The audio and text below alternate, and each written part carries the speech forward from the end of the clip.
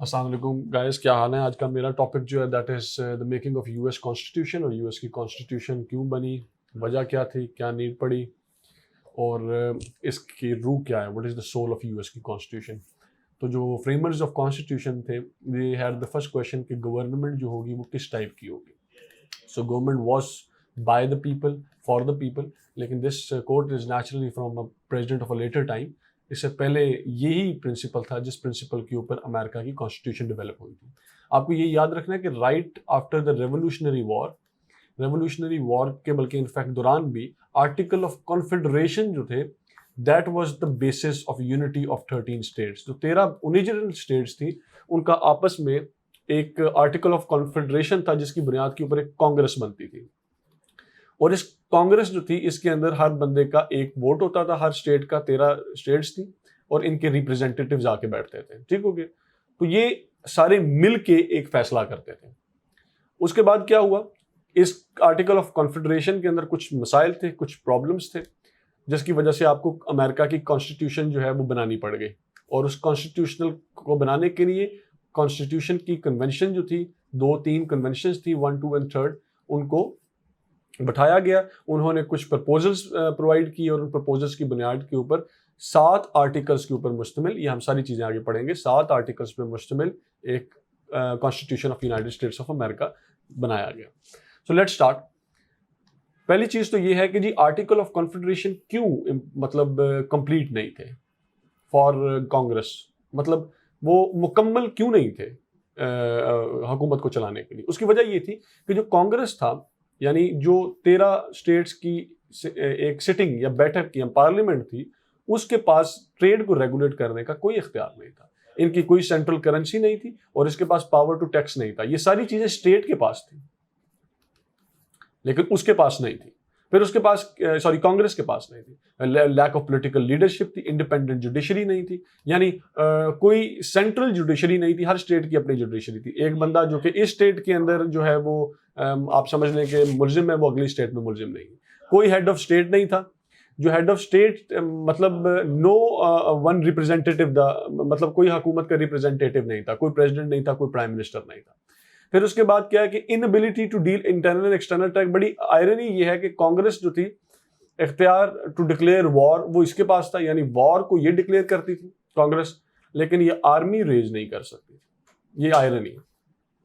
फिर लेजिस्लेटिव मसाइल क्या थे, डिफेक्टिव ऑर्गेनाइजेशन ऑफ कांग्रेस, हर स्टेट का एक रिप्रेजेंटेटिव था। अब जो छोटी स्टेट थी, लेकिन लेट्स टेक रोड आइलैंड और सम काइंड ऑफ स्टेट जो कि छोटी होगी, let's take the one in New York, right. ये जो सारी, या मैसेच्यूसेट्स, ये वाली जो जितनी स्टेट्स थी, ये कंबाइन करके इनके पास जो पॉपुलेशन थी, ये आप समझ लें 4 लाख थी।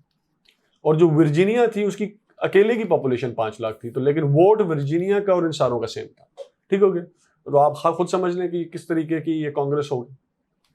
उसके बाद लॉ को पास करना बड़ा मुश्किल था, बिकॉज लॉ तब तक पास नहीं हो सकता था जब तक 9 स्टेट्स, सॉरी यूनानिमसली 9 स्टेट्स जो वो हैं क्या नाम है उसको, मतलब they do not agree to it, या वो उसको रेटिफाई ना करें।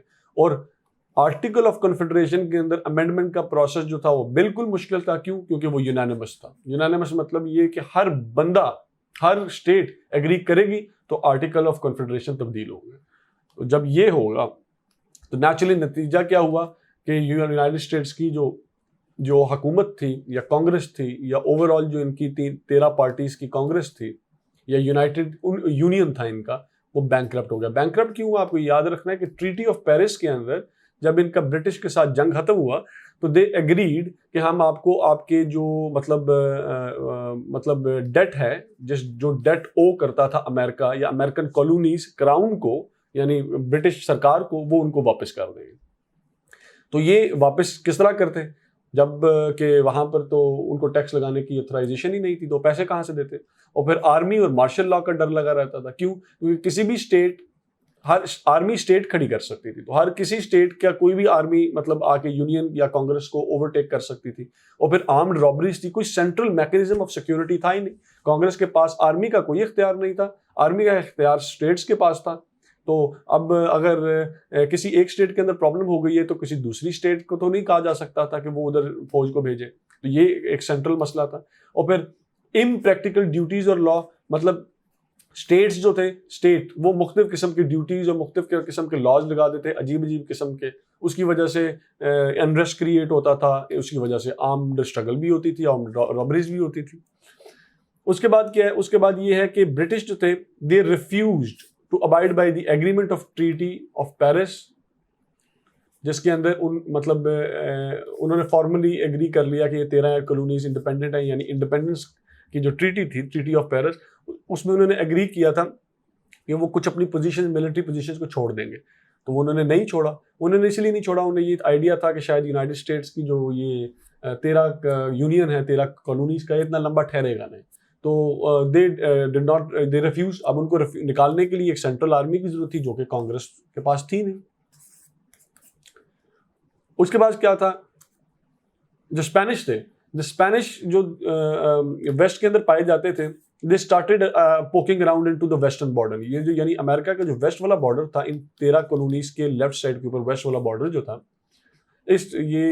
इस वेस्ट बॉर्डर के नीचे टेक्सास में स्पेन थे। ये स्पेनिश जो थे, ये वहां के जो रेड इंडियंस थे, क्योंकि रेड इंडियंस ने वॉर ऑफ इंडिपेंडेंस में ब्रिटेन का साथ दिया था, तो ये इनको उकसाते थे कि ये इन कॉलोनीज के खिलाफ एक्शन करे। तो चूंकि रेड इंडियंस ने ब्रिटिश का साथ दिया था, रेड इंडियंस ने, तो अमेरिकी जो थे वो रेड इंडियंस के खिलाफ थे। तो ये स्पेनिश इनको सपोर्ट करते थे कि आप जाके ये जो 13 कॉलोनीज हैं, इन 13 कॉलोनीज के खिलाफ एक्टिविटीज करें। उनको भी रोकने के लिए कोई सेंट्रल आर्मी, कोई सेंट्रल सिस्टम ही नहीं था। तो इस क्रिटिकल टाइम पीरियड के पास, इसको क्रिटिकल एरा कहते हैं, जो पीछे गुजरा, उसके बाद क्या हुआ कि एग्री हो गया कि एक कॉन्स्टिट्यूशन को डेवलप किया जाएगा और उसके लिए कन्वेंशंस कॉल की गई 1787 के अंदर। ये डेट्स है, डेट्स को याद करना इंपॉर्टेंट भी होता है, बट ये ही सब कुछ नहीं है। तो क्या हुआ कि मई 25 मई 1787 के अंदर तकरीबन all delegates except I think the Rhode Island के जो डेलीगेट्स थे, they met in at Independence Hall. और ये जो इंडिपेंडेंस हॉल में इनकी मुलाकात हुई, इसमें बड़े बड़े लोग थे जिन्होंने जो framers of constitution of America आप कह सकते हैं, Benjamin Franklin, James Madison, Alexander Hamilton. इनको हम बाद में इंडिविजुअली भी स्टडी करेंगे। ये इंडिविजुअली भी आपने इनको अंडरस्टैंड करना है कि ये कौन थे और इनका क्या कंट्रीब्यूशन थी in war of independence and later on development of America.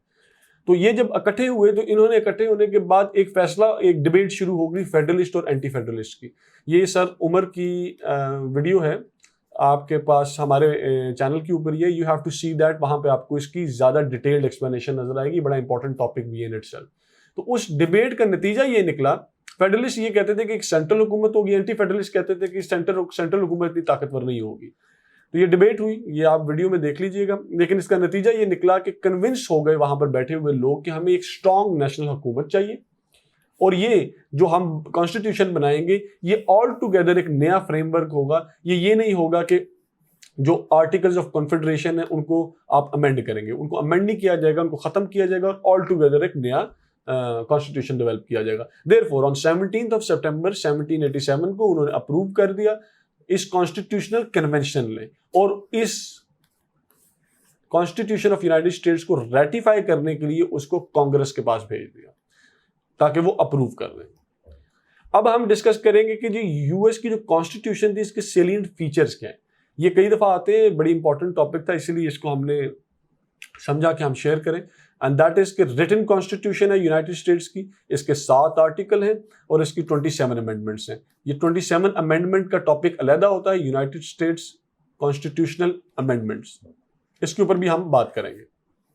इसके 7 आर्टिकल हैं। पहला आर्टिकल लेजिस्लेटिव के साथ डिस्कस करता है, दूसरा एग्जेक्टिव, तीसरा जुडिशरी। ये क्या है लेजिस्लेटिव, एग्जेक्टिव, जुडिशरी, ये हम अपनी क्लासेस के अंदर डिस्कस करेंगे। लेजिस्लेटिव ब्रांच कौन सी होती है, ये 3 ब्रांचेस हैं हुकूमत की। उसके बाद पोजीशन ऑफ स्टेट, आर्टिकल 4 उसकी बात करता है। आर्टिकल 5 जो है वो अमेंडमेंट के, अगर आपने कॉन्स्टिट्यूशन में अमेंडमेंट करनी है, यानी ये जो 27 अमेंडमेंट है किस तरीके से होंगी। और फिर ये सुपरमिसी ऑफ नेशनल पावर के, जो सेंट्रल हुकूमत है वो सबसे ताकतवर है, तो ये उसकी बात करता है। और रेटिफिकेशन ये कि ये कॉन्स्टिट्यूशन जो है ये किस तरीके से, यानी 9 स्टेट्स अगर इनसे एग्री करते हैं, क्योंकि ये ओरिजिनली तो 13 स्टेट्स थी ना, तो बाद में 9 स्टेट्स जो थी अगर इससे एग्री करती हैं तो ये इन इफेक्ट रेटिफाई हो जाएगा। ये इस आर्टिकल, इसके सिलसिले में इनमें नेचुरली ओवर टाइम अब 9 स्टेट्स यानी 13 स्टेट्स तो नहीं रही, तो ये अमेंडमेंट्स भी होती रही है, यही 27 अमेंडमेंट्स हैं। ये हम कॉन्स्टिट्यूशन, यूनाइटेड स्टेट की कॉन्स्टिट्यूशन अमेंडमेंट के टॉपिक में पढ़ेंगे।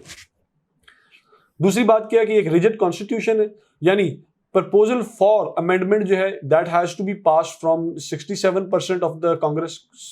67% ऑफ कांग्रेस जो है वो प्रपोजल सबमिट करवाएगी और उसको रेटिफाई करने के लिए 75% जो है वो उसको, अगर कांग्रेस एग्री करेगी तो रेटिफाई या इनटू इफेक्ट होगा। ये है जी इसको रिजिड कॉन्स्टिट्यूशन, इसको तब्दील इसीलिए 200 साल के अंदर इसमें सिर्फ 27 अमेंडमेंट्स आएंगे। आपको कांग्रेस के बारे में ये बता दूं कि कांग्रेस जो है ये दो है, ये हम आगे भी पढ़ेंगे, House of Representatives and Senate, इन दोनों को मिला के कांग्रेस कहते हैं। जो कॉन्स्टिट्यूशन है यूनाइटेड स्टेट की, ये पॉपुलर सॉवरेनिटी की बुनियाद के ऊपर है, यानी government by the people for the people. इसमें फंडामेंटल राइट्स हैं, तो इसके बारे में भी हम यहाँ पर मतलब ये भी अमेंडमेंट्स, मतलब जो बिल ऑफ राइट्स हैं वो इसके अंदर डिस्कस हुए हुए इस अमेंडमेंट के, सॉरी इस कॉन्स्टिट्यूशन के अंदर। उसके बाद ये बाय कैमरल लेजिस्लेचर है। बाय कैमरल लेजिस्लेचर ये है कि इसके दो हिस्से हैं, एक हाउस ऑफ रिप्रेजेंटेटिव्स है और हाउस ऑफ सेनेट है। हाउस ऑफ रिप्रेजेंटेटिव में 435 मेंबर्स हैं, सेनेट में 100 मेंबर हैं। हाउस ऑफ रिप्रेजेंटेटिव के 435 मेंबर्स का मतलब ये है कि ये on the basis of the population of a state define होते हैं। सेनेट के अंदर हर स्टेट के 2 रिप्रेजेंटेटिव होते हैं। अभी टोटल 50 स्टेट्स हैं, देयरफॉर 100 मेंबर्स हैं 2 के हिसाब से।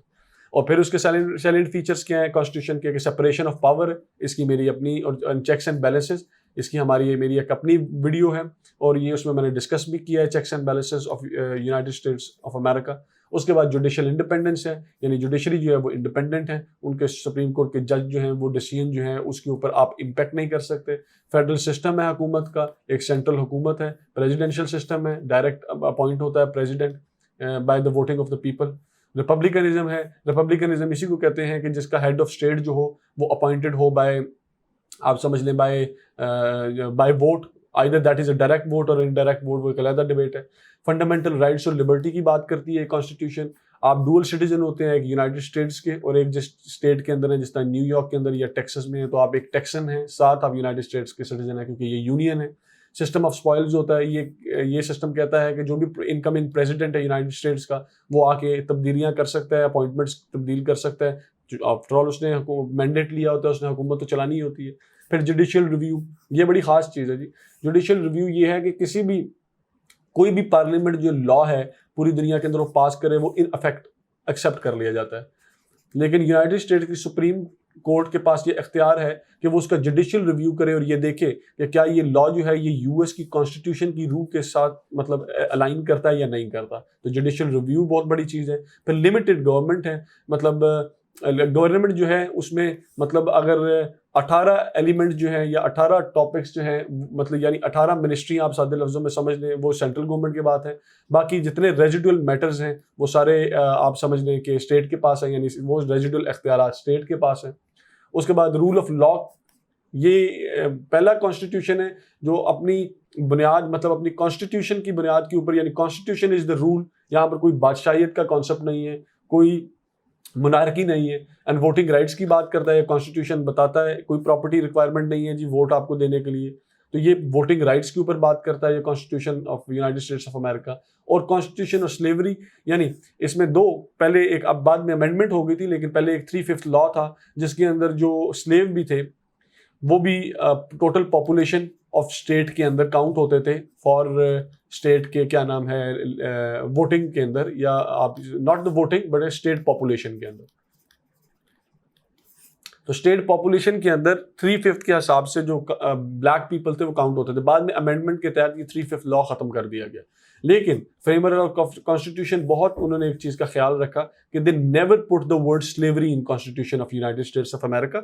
और उसका नेचुरल इम्पैक्ट ये था कि बाद में वॉर ऑफ सिविल वॉर के अंदर ये मामला खड़ा भी हुआ कि जो यूनाइटेड स्टेट्स की कॉन्स्टिट्यूशन है उसके अंदर स्लेवरी का कोई वर्ड एग्जिस्ट नहीं करता। देयरफॉर थैंक यू, ये आज का मेरा टॉपिक था। I hope it was, I tried summing it up all up in a very small video, तो आई होप आपको अच्छा लगा।